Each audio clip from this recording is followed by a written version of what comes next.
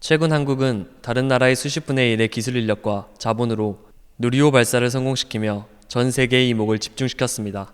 그런데 다시 한번 한국의 우주항공 분야가 세상을 놀라게 할 것으로 보이는 사건이 예정돼 있습니다. 한국 우주개발 역사상 최초이자 세계 7번째로 달 궤도선인 다누리가 5일 한국 시간으로 오전 8시 8분 미국 우주군 기지에서 민간 우주기업 스페이스X의 팰컨 9 로켓에 실려 발사될 계획입니다. 발사된 다누리는 약 4.5개월에 거쳐 우주를 항해해 12월 16일 달 궤도에 도착해 12월 31일부터 임무 궤도인 달 상공 100km에 안착해 임무를 수행할 예정입니다. 아마도 왜 이렇게 달까지 오래 걸리는 거야? 혹은 달 사진 찍어서 어디다 써먹을 건데 라며 의문을 표시하는 분들도 있을 텐데요.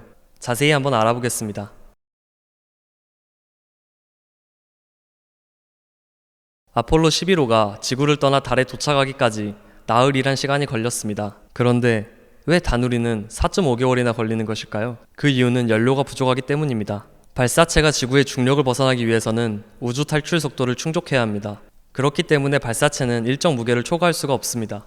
목적지에 도달하기 위해서는 많은 연료가 필요한데 연료를 많이 실으면 그만큼 무게가 늘어나기 때문입니다. 이런 이유 때문에 목적지에 따른 최적화된 추진체와 탑재체의 무게가 존재합니다. 하지만 탑재체의 무게를 늘리고 연료를 줄여도 목적지까지 가는 방법이 하나 있습니다. 그것은 중력을 이용하는 방법입니다. 흔히 스윙바이라고 알려진 중력을 이용한 추가적인 가속도를 부여하는 방법입니다. 이 스윙바이의 궤적은 다양합니다. 달까지 4일이 걸리는 궤적이 있는가 하면 4.5개월이 걸리는 방식도 존재합니다. 물론 기간이 늘어나는 만큼 난이도도 올라갑니다. 기간이 길어지는 만큼 변수가 개입할 여지가 늘어나기 때문입니다. 다누리는 가장 어려운 궤적을 이용합니다. 연료의 25% 정도를 줄이고 그 무게만큼 더 많은 장비를 싣고 다양한 임무를 수행하기 위해서입니다. 다누리의 발사와 임무는 국내는 물론 전 세계에서도 주목을 받고 있습니다.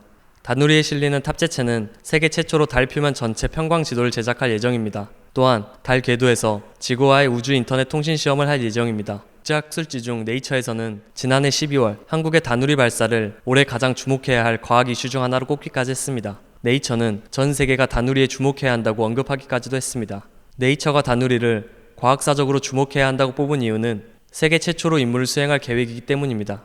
다누리에는 총 6종의 탑재체를 안고 달에 도착할 계획으로 알려져 있습니다. 이 중 5개는 국내 기술로 개발된 것입니다.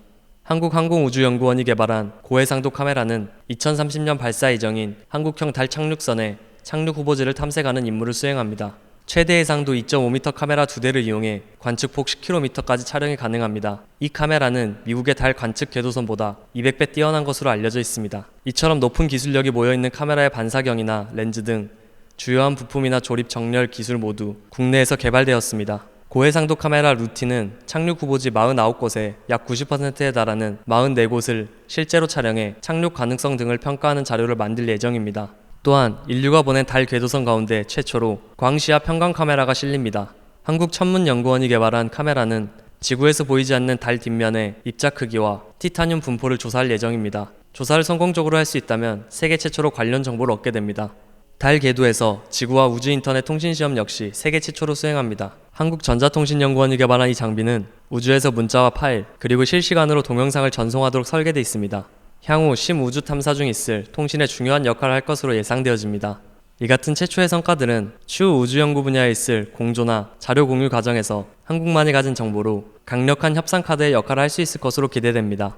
미국 항공우주국이 개발한 섀도우 캠도 함께 임무를 수행하게 되었습니다. 이 장비는 미국이 다시 달에 우주인을 보내려 하는 아르테미스 계획에서 착륙에 적합한 후보지를 찾는 임무를 맡고 있습니다. 이는 미국의 아르테미스 계획이 성공한다면 한국이 성공 과정에 크게 기여한 셈이 되고 그 결과물들에 대한 일정 지분을 확보할 수 있다는 의미입니다. 다누리가 성공적으로 달 궤도에 안착하게 되면 1년간 매일 12바퀴씩 달을 돌면서 임무를 수행하게 됩니다. 현재 항우연의 원장은 다누리 발사는 한국이 우주 탐사에 서막을 올리는 의미를 갖는다며 다누리의 성공은 누리호를 통한 독자 우주 발사체 확보와 맞물려 한국 우주기술 수준의 국제적 위상을 높이는 계기가 될 것이라고 말했습니다. 모건 스탠리는 2020년 4,470억 달러 규모의 전 세계 우주 산업이 20년 후에는 1조 1천억 달러로 커질 것이라고 예상하고 있습니다. 이 시점에서 발사체를 독자적으로 우주로 수송시킬 능력은 필수적이라고 밝혔습니다. 또한 위성산업이 성장하면서 우주 인터넷이라 불리는 저궤도 위성통신 서비스 선점을 위해 각국의 기업들이 나서고 있는 상황이기에 한국이 누리호 성공 이후 다누리의 성공까지 이어진다면 우주 산업을 주도하는 국가가 될 수 있을 것이라는 게 전문가들의 의견입니다. 또한